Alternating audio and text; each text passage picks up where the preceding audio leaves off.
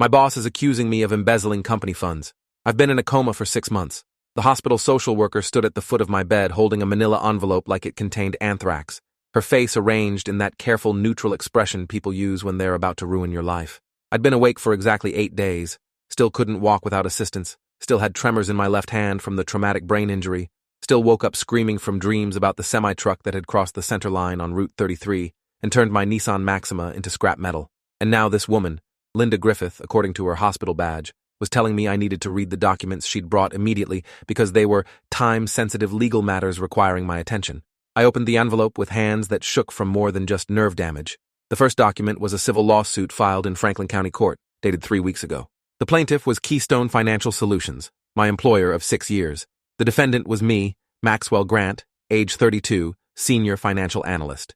The complaint alleged embezzlement of company funds totaling $384,000 over a period of 5 months, ending in March, 2 weeks before my accident. The second document was a criminal complaint filed by the Columbus Police Department's White-Collar Crime Division, charging me with felony theft, wire fraud, and money laundering. The third document was a termination letter from Keystone Financial, signed by my boss, Richard Lawson, dated April 5th, 4 days after my accident, informing me that my employment had been terminated for cause due to theft of company assets and that all benefits, including my health insurance, would cease immediately. My health insurance. The insurance currently paying for the private room, the intensive rehabilitation, the neurological consultations. The insurance that had kept me alive through 6 months of coma and 3 surgeries to reduce brain swelling and repair internal injuries. That insurance had been terminated 4 days after I'd nearly died, while I was unconscious and on life support, unable to defend myself or respond to accusations or do anything except exist in whatever dark space coma patients inhabit. I'd been working at Keystone Financial Solutions for 6 years, hired straight out of graduate school with an MBA in finance and an undergraduate degree in accounting. The company provided financial consulting services to mid-sized businesses, helping them manage cash flow, secure loans, optimize tax strategies, and plan for growth. My role as senior financial analyst meant I worked directly with client accounts, preparing reports, analyzing data, and making recommendations that could affect millions of dollars in business decisions. I was good at my job, meticulous about documentation, careful with numbers, obsessive about accuracy, because in finance, a single decimal point error could destroy a client's trust or cost the company its reputation. Richard Lawson had hired me personally, mentored me through my early years, promoted me twice, and given me increasing responsibility as I proved my competence. He was 53, silver-haired, and charismatic, the kind of executive who remembered everyone's birthday and asked about your family and made you feel like you were part of something important. I'd trusted him completely, admired his business acumen, aspired to eventually reach his level of success and influence. The idea that he would terminate my health insurance 4 days after I'd been critically injured, while I was in a coma fighting for my life, didn't align with the man I thought I knew. But the termination letter bore his signature, bold and confident across the bottom of the page.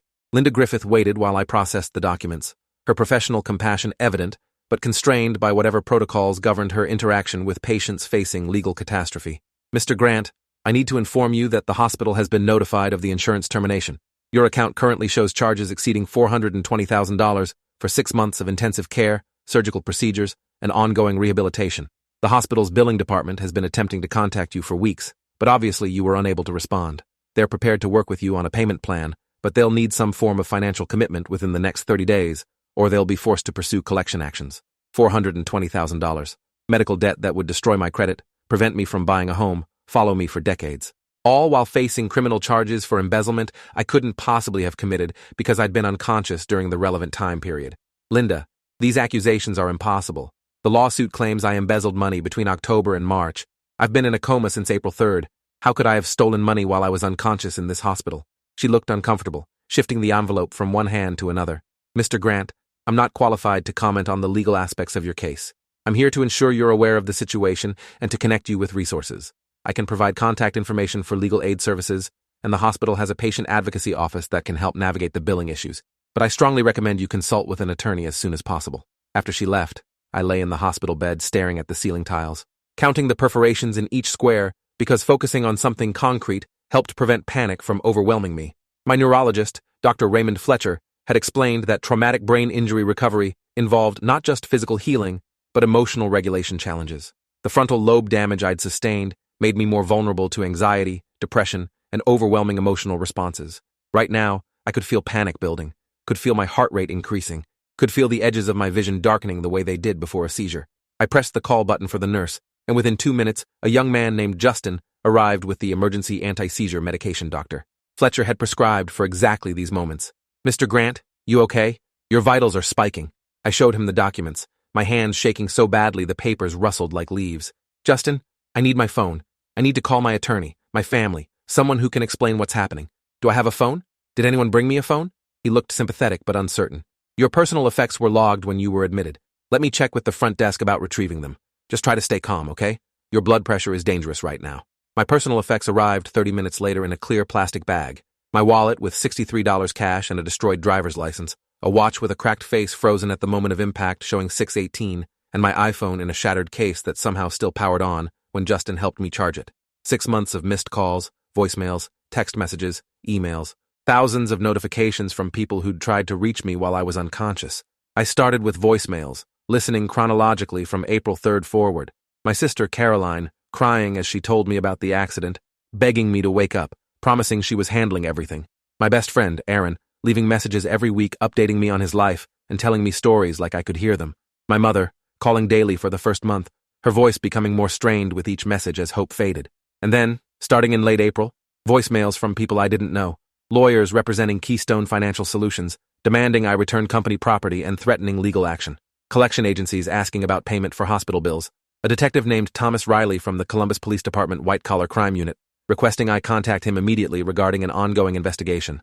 The messages painted a picture of my life collapsing while I was unconscious, unable to defend myself or respond or do anything except exist in darkness. I called my sister first. She answered on the second ring, her voice cautious. "Hello? Caroline, it's Max. I'm awake. I'm okay mostly. I need your help." The silence on the other end lasted long enough that I checked to make sure the call hadn't dropped. Then she was crying, gasping, laughing, the sound of pure relief. "Max? Oh my God. Max, you're awake? You're really awake?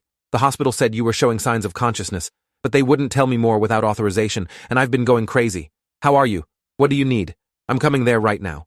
I explained about the lawsuit, the criminal charges, the terminated insurance, the impossible allegations that I'd embezzled nearly $400,000 during months when I'd been working normally. Caroline had a master's degree in social work and a logical mind that served her well in crisis situations. "Max, listen to me carefully. Don't talk to anyone about this case without an attorney present. Not the police, not the hospital, not anyone from your company. I'm calling Raymond Blackwell. He's a defense attorney I know from work. He handles white-collar cases. I'll explain the situation and see if he'll meet with you. In the meantime, document everything. Save those voicemails. Save the text messages. Save every piece of communication. If someone framed you while you were in a coma, we need to prove it." Raymond Blackwell arrived at the hospital 6 hours later, a man in his late 50s with gray temples and the controlled intensity of someone who'd spent decades in courtrooms.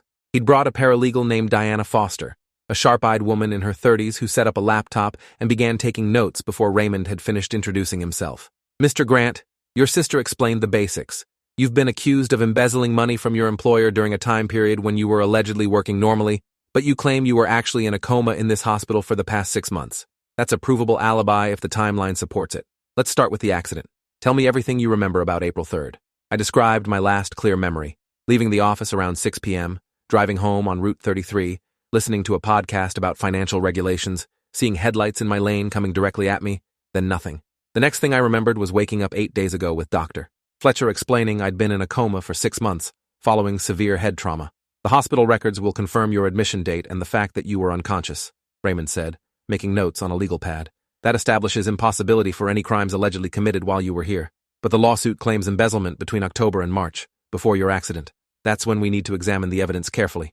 Diana pulled up documents on her laptop, showing me the civil complaint filed by Keystone Financial.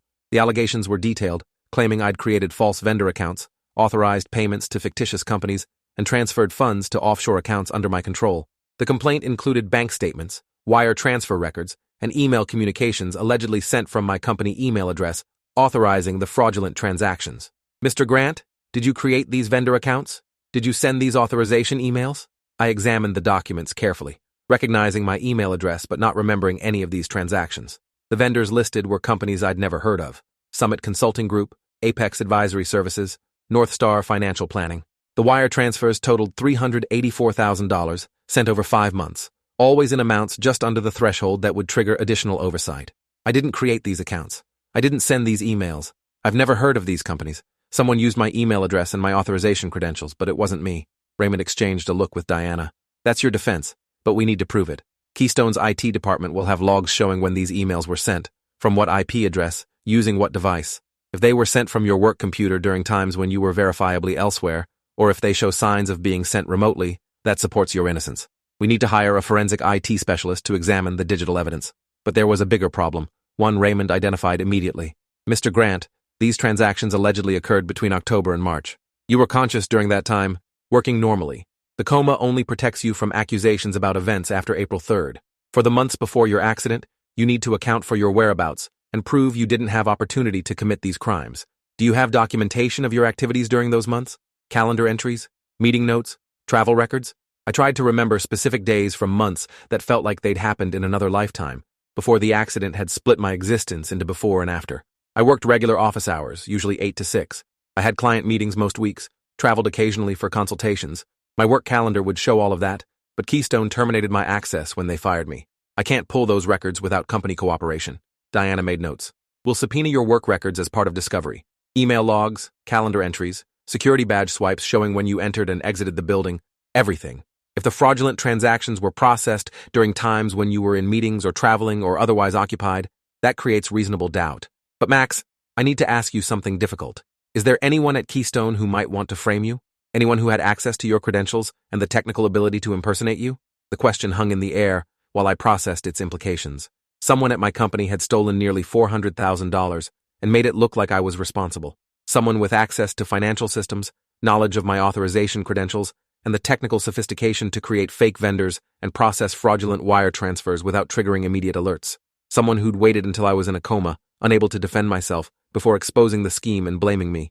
The answer was obvious, though I resisted acknowledging it because the betrayal felt too immense. Richard Lawson, my boss. He's the chief financial officer. He has complete access to all financial systems, knows my credentials because he set up my accounts when I was hired, and has the authority to create vendors and approve wire transfers without additional oversight. But Richard mentored me, promoted me, trusted me with major client accounts. Why would he frame me for his own crimes? Raymond's expression suggested he'd heard similar statements hundreds of times from people who'd trusted the wrong person. Money is a powerful motive, Mr. Grant. $384,000 is enough to retire comfortably in many countries or resolve serious personal debts. If Richard needed money and had the opportunity to steal it, he might have done so, and then needed a scapegoat when the theft was discovered. Your coma gave him the perfect opportunity to blame you while you were unable to defend yourself. But we need evidence, not speculation. Diana, start with a background check on Richard Lawson. Financial records, property holdings, any recent large purchases or debt problems, and we need to identify those offshore accounts where the money was allegedly transferred. Over the next 3 days, while I continued physical therapy and neurological rehabilitation, Raymond's team worked to build my defense. Diana discovered that Richard Lawson had purchased a vacation home in Hilton Head Island for $650,000 in March, paying cash. He'd also purchased a Lexus LC 500 sports car for $98,000 in February. Combined with his existing mortgage and lifestyle expenses, Richard's recent spending far exceeded his documented salary and benefits from Keystone Financial. Where did he get the money? I asked during one of Raymond's bedside consultations. His salary is around $220,000 annually. Good, but not enough to support cash purchases totaling $750,000 within 2 months. Unless he had savings we don't know about, or he came into an inheritance, or he stole it from the company and blamed me. Raymond nodded. Exactly. And here's where it gets interesting. The offshore accounts where the embezzled money was allegedly transferred, they're in the Cayman Islands, registered to a shell corporation called Summit Holdings LLC. Guess who's listed as the beneficial owner in the corporate registry? I didn't need to guess. Richard Lawson. But proving Richard had committed the fraud was different from proving I hadn't. The forensic IT specialist Raymond hired, a woman named Dr. Patricia Nguyen, with a PhD in computer science and 15 years of experience testifying as an expert witness, examined the digital evidence Keystone had provided through discovery. Her findings were both encouraging and troubling. The emails authorizing the fraudulent wire transfers were sent from Maxwell's company email account, but they show unusual metadata patterns, Dr. Nguyen explained during a conference call, her voice clinical and precise. The IP addresses indicate the emails were sent from within Keystone's network, but they were sent during times when Maxwell's security badge records show he'd already left the building for the day. Someone was accessing his email account remotely after he'd gone home, using his credentials to send authorization requests that would later implicate him. The access logs show login attempts from an IP address registered to Keystone's executive network, which includes Richard Lawson's office. This was evidence, concrete proof, that someone had used my credentials fraudulently. But the prosecutor handling the criminal case Assistant County Prosecutor Jennifer Lawton, was skeptical when Raymond presented our findings. Mr. Blackwell, your client could have accessed his email remotely himself. The fact that someone used his credentials doesn't prove he wasn't the one doing it. And the timing of his coma is convenient, certainly, but 6 months of embezzlement allegedly occurred before his accident. We have documentary evidence of fraudulent transactions. We have wire transfers to offshore accounts. And we have motive. Mr. Grant was in serious debt before these thefts began.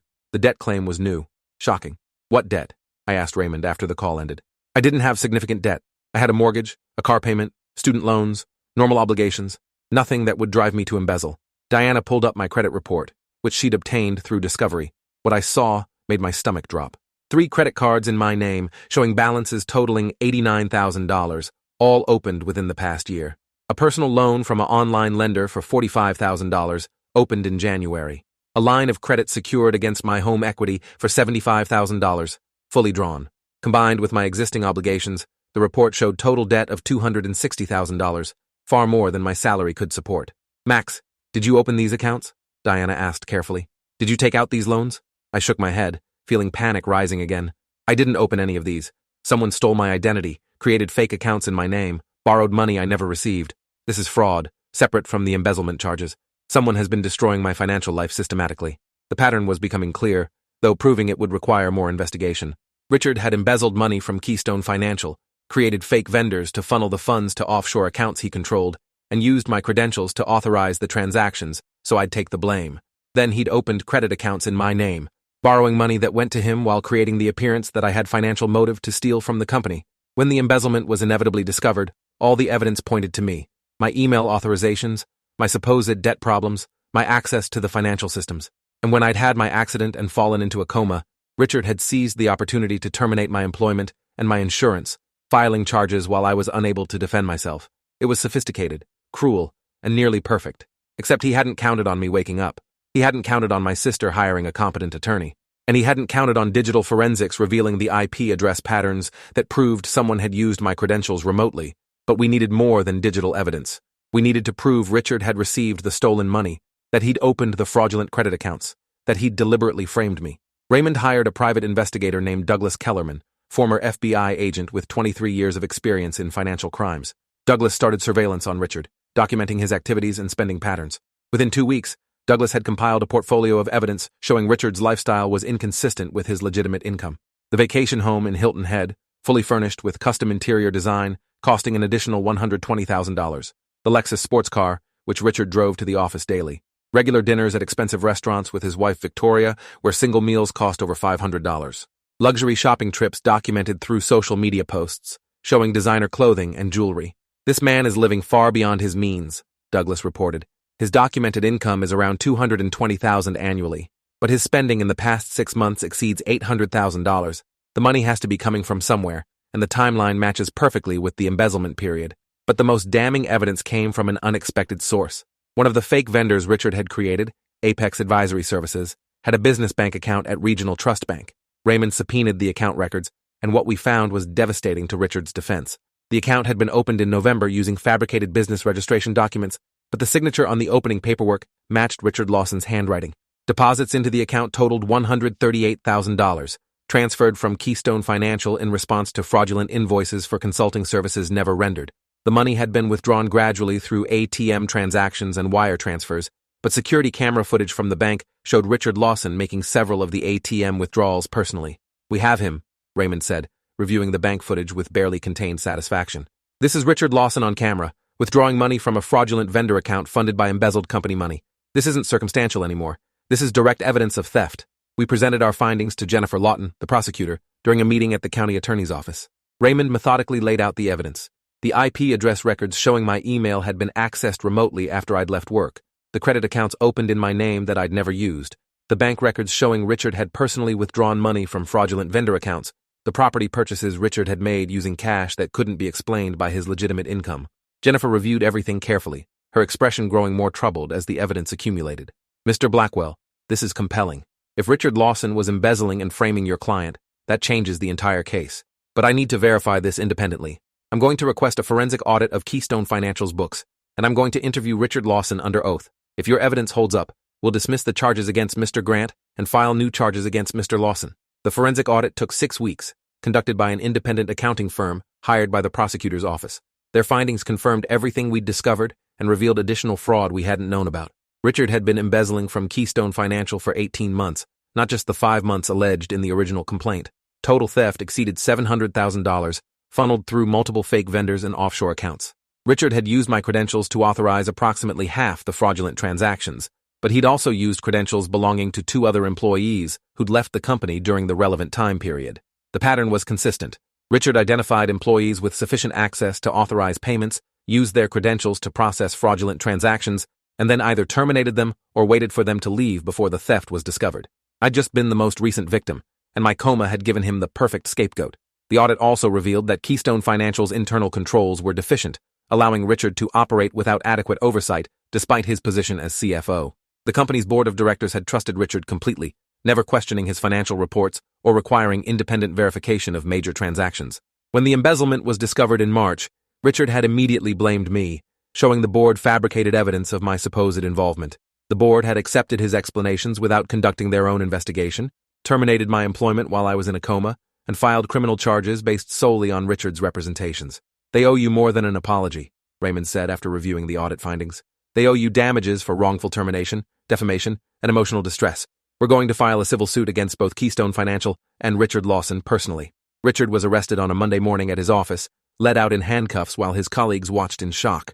The charges included felony theft, wire fraud, money laundering, identity theft, and forgery.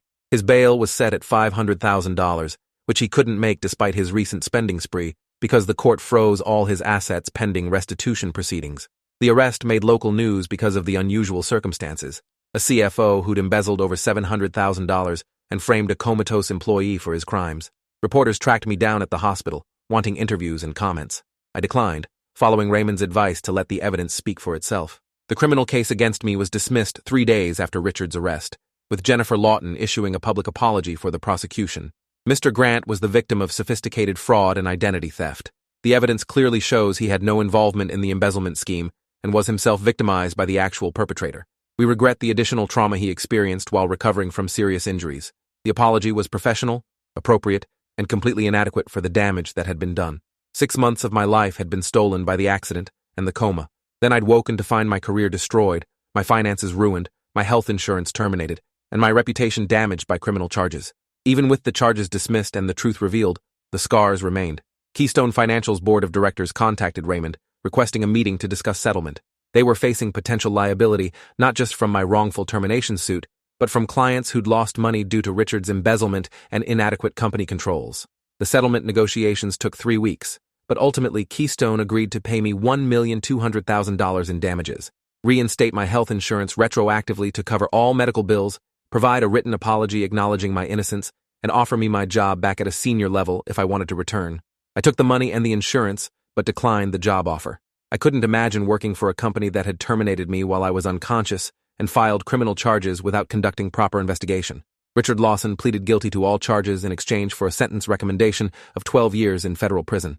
The plea deal required him to pay full restitution of $732,000 to Keystone Financial, surrender all assets including the vacation home and sports car, and cooperate with recovery efforts to locate offshore funds. His wife Victoria filed for divorce within weeks of his arrest, claiming she'd had no knowledge of his crimes. The criminal court didn't believe her, and she faced potential charges as an accessory. But ultimately, prosecutors decided they couldn't prove her involvement beyond reasonable doubt. I spent 8 months in rehabilitation after leaving the hospital, relearning how to walk without assistance, managing the tremors and seizures that persisted from my brain injury, working with cognitive therapists to address memory problems and executive function deficits. The settlement money gave me financial security I'd never had before, allowed me to focus entirely on recovery without worrying about bills or debt collectors. My sister Caroline stayed with me during the worst months, handling daily tasks I couldn't manage, driving me to appointments, advocating with insurance companies and medical providers. "You saved my life," I told her one evening while we sat on my apartment balcony watching sunset. "If you hadn't hired Raymond, if you hadn't pushed for investigation, I'd be in prison right now for crimes I didn't commit." She squeezed my hand gently. "You would have figured it out eventually. You're too stubborn to accept injustice quietly, maybe. But the truth was that I'd been helpless, dependent on others to fight battles I couldn't fight myself. The experience taught me how fragile security is, how quickly life can be destroyed by forces beyond your control. A truck crossing the center line, a corrupt boss seizing opportunity, a system that assumed guilt before investigating innocence. I'd survived all of it, but the person who woke up from that coma wasn't the same person who'd driven home from work on April 3rd. That person had trusted institutions, believed in systems, assumed competence and good faith from authority figures. This person knew better. 18 months after waking from the coma, I started a new job as a forensic accountant with a firm that investigated financial fraud. My experience with Richard's embezzlement scheme gave me insight into how white-collar criminals operated, how they exploited trust and manipulated systems. I was good at the work, finding patterns others missed, identifying inconsistencies that revealed fraud, and there was satisfaction in exposing criminals, in protecting victims, in ensuring justice for people who'd been betrayed the way I'd been betrayed. The tremors in my left hand never completely disappeared, a permanent reminder of the accident and everything that followed. But I learned to write with my right hand, adapted my work methods, accepted the disability as part of who I'd become. Richard served 6 years of his 12-year sentence before being granted early release for good behavior and cooperation with authorities. He moved to a different state, worked minimum wage jobs under supervision, lived in a small apartment paid for with what remained after restitution and legal fees. I never contacted him, never sought additional revenge beyond the justice system's punishment. The truth had been enough, exposing his crimes and destroying the reputation he'd built over decades. He lost everything he'd stolen from me and more: his career, his marriage, his freedom, his standing in the community. The vacation home and sports car were sold at auction, the proceeds going to restitution. The offshore accounts were eventually located and seized, though some of the money was never recovered. Keystone Financial implemented new internal controls after the scandal, required independent audits, established oversight committees to prevent future embezzlement. The company survived, though several board members resigned in disgrace for their failure to investigate before filing charges against me. They'd learned an expensive lesson about due diligence and the cost of trusting appearances over evidence. I'd learned my own lessons about the fragility of trust and the importance of documentation. I kept copies of every piece of evidence from my case in a secure safe: the hospital records proving I'd been in a coma, the digital forensics showing the remote access to my email, the bank footage of Richard withdrawing money from fraudulent accounts, just in case someone ever questioned my innocence again, just in case reality needed verification beyond memory. 3 years after the settlement, I ran into Richard at a grocery store, both of us reaching for the same coffee brand on a shelf. He recognized me immediately, his face going pale. "Max, I don't know what to say. I'm sorry doesn't begin to cover what I did to you." I looked at him, this man who'd been my mentor and my destroyer, who'd stolen my identity while I was fighting for my life. "You're right," I said quietly. "Sorry doesn't cover it, but the truth did. That's all that matters." I took my coffee and walked away, leaving him standing in the aisle. I didn't need his apology or his regret. I needed to move forward with the life I'd rebuilt from the wreckage he'd created. The experience taught me that vindication isn't always satisfying, that justice doesn't erase trauma, that truth doesn't restore what was stolen. But it also taught me that resilience is possible, that systems can work when people push hard enough, that innocence can be proven even when the odds seem impossible. I'd been accused of embezzling company funds while in a coma, framed by someone I'd trusted, nearly destroyed by charges I couldn't defend against. But I'd survived. The evidence had emerged. The truth had prevailed. And I'd built a new life from the ruins of the old one, different but authentic, scarred but functional. Sometimes I still dream about the accident, about headlights in my lane and the moment of impact. Sometimes I wake up convinced I'm still in the coma, that everything since has been an elaborate dream, my brain constructed to escape darkness.